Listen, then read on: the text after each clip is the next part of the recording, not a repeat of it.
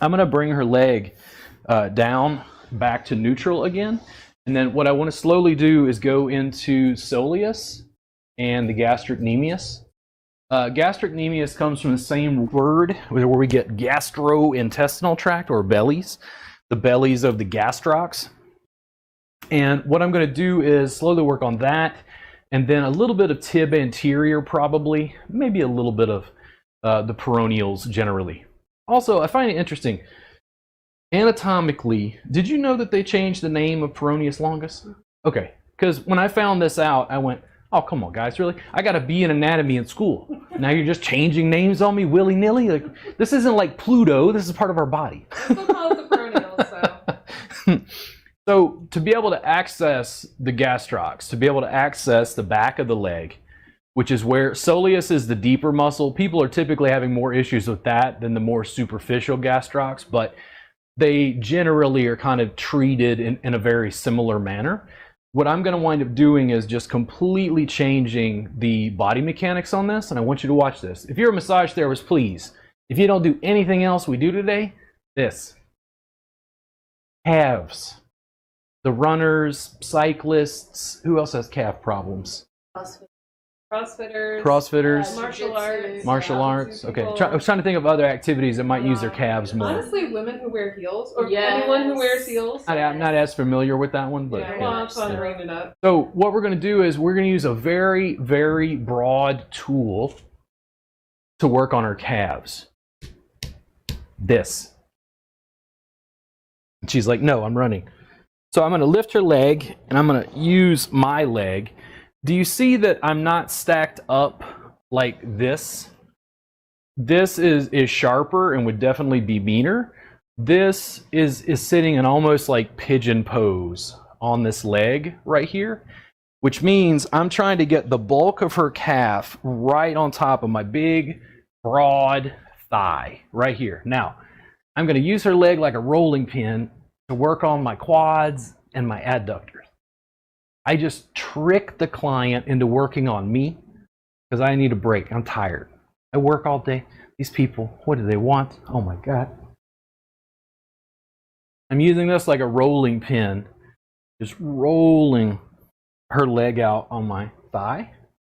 How's that in your calves? Not run away. It's not sharp. If I decide I need to scoot it down a little bit, scoot up, I can. You don't want to put any pressure like behind the knee into the popliteal space here, but otherwise it's a very, very easy move to do. And then we're going to add the tibialis anterior on top. So when we talk about the peroneals, I've got my fingers pressing in right here. You probably can't see through me, no? You probably see right here. You can see my fingers into the peroneals kind of to the side here. I'm not feeling a lot of tension in this on Danielle.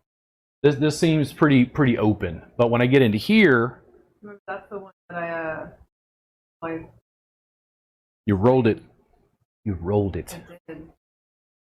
So usually on the tibialis anterior, it tapers towards the ankle, gets thicker towards the knee.